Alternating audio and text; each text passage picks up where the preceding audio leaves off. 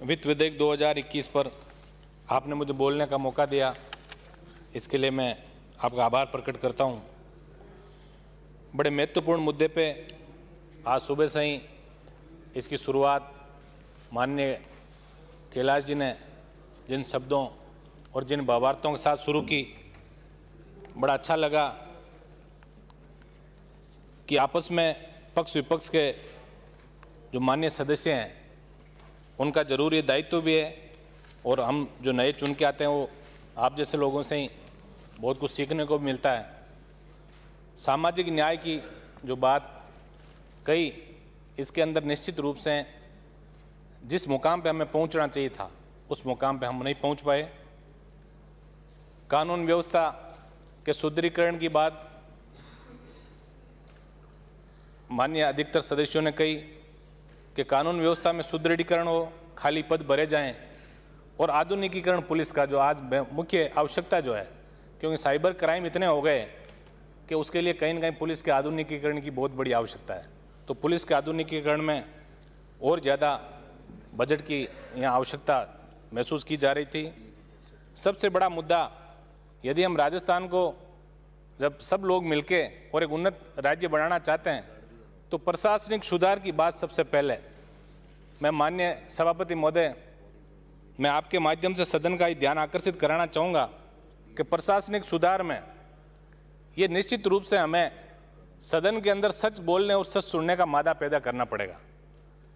यहाँ पक्ष और विपक्ष के अधिकतर सीनियर जो मेंबर्स हैं उन्होंने भी एक पीड़ा जाहिर की थी कि जब सदन चलता है तो अधिकारी दीर्घा के अंदर कहीं ना कहीं बड़े अधिकारियों की उपस्थिति अपेक्षित है, लेकिन नौकरशाही इस प्रदेश में शायद इतनी हावी है कि बार बार चर्चा करने के बावजूद भी इसकी कमी कहीं न कहीं खली।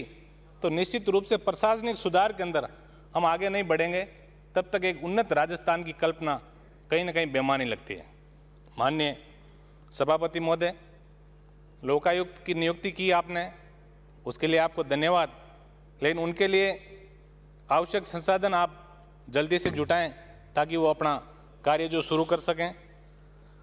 पूर्व सरकारों की जांचों को लेके जो आयोग बनाए उनका क्या हश्र हुआ। एक तरफ एक माननीय पूर्व मुख्यमंत्री जी के बंगले को लेके सरकार सुप्रीम कोर्ट चली गई, लेकिन भर्ती के लिए हड़तालें करने वाले युवाओं को एक नौकरी पाने के लिए लोग जो सड़कों पे संघर्ष कर रहा है उसके लिए हम कोई ठोस कार्य योजना नहीं बना सकते। तो कहीं ना कहीं हमें एक समानता रूप में हमें आवश्यक कदम सरकारों को उठाने के प्रयास हम सबको मिलकर करने हैं। टैक्स फ्री बजट की बात की, उसके लिए धन्यवाद, लेकिन जिस तरह माननीय कैलाश जी ने बात कही कि कहीं ना कहीं यदि हम छोटा सा टैक्स भी लगा देते, क्योंकि जब तक हम रेवेन्यू कलेक्शन की बात ढंग से नहीं करेंगे तब तक हम राजस्थान को उन्नत श्रेणी के राज्य के अंदर कैसे ले जाएंगे। इस बात को हमें स्वीकार करना पड़ेगा। आज बजरी की बात यदि हम करें, अभी जैसे माननीय संयम जी ने बहुत अच्छी बातें कही कि कुछ केंद्र सरकारों ने कटौती कर ली, 15,000 करोड़ की कटौती कर ली। अब बजरी के अंदर या 50,000 करोड़ का मामला इस प्रदेश के अंदर हो गया, तो निश्चित रूप से हमें एक दृढ़ इच्छा शक्ति की आवश्यकता है कि हम ऐसे कानून यहाँ बनाएं। आज बजरी माफी हावी हो गया, खनन के अंदर हम स्पष्ट नीति नहीं ले पाए। आज हालात ये कि पिछले 4-5 साल से पहले की बात यदि हम करें तो 4-4, 5-5 साल हो गए कई लोगों को खनन पट्टे मिले हुए, लेकिन वो लोग इसी और दूसरे विभागों की एनओसी के कारण आज अपना जो खनन का कारोबार नहीं कर पा रहे हो, तो सरकार को करोड़ों रुपए की हानि हो रही है और रॉयल्टी की बहुत बड़ी चोरी भी हो रही है। तो हमें कहीं ना कहीं इस मामले में ठोस कार्य योजना की बहुत बड़ी आवश्यकता महसूस कर रहा हूँ। बजट का खर्च नहीं होना, अभी बहुत बड़ी खबर छपी थी कि नागौर जिले के अंदर पिछले साल का 70% घोषणाएं अधूरी है। तो इस पर ठोस कहीं ना कहीं माननीय अध्यक्ष सभापति महोदय, मैं आपके माध्यम से सरकार से मांग करूंगा कि इसके अंदर भी कोई ठोस कार्य योजना बने। शिक्षा का अधिकार अधिनियम की हम बातें सुनते आए, लेकिन एक पर्सन के उत्तर में ये लिख के आया कि पिछले 6 साल के अंदर 25,000 स्कूलें प्रदेश की बंद हो गई, जिसके अंदर यदि मोटा मोटी हम एक विश्लेषण करें तो 5200 करोड़ का बजट जो है सरकार का वो यूं ही चला गया धूल के अंदर। तो ऐसी कोई हम सिर्फ सत्ता प्राप्ति के लिए ऐसी योजनाएं नहीं बनाएं। कई बार सरकारें जब जाने वाली टाइम होती है तो बहुत बड़ी बड़ी घोषणाएं कर जाती है।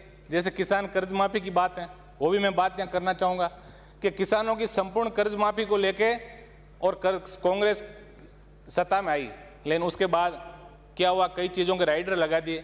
तो हम लोग सिर्फ सत्ता प्राप्ति हमारा मकसद नहीं हो, हम ये चाहें कि सरकार ये हमारा प्रदेश जो है खुशहाल कैसे हो।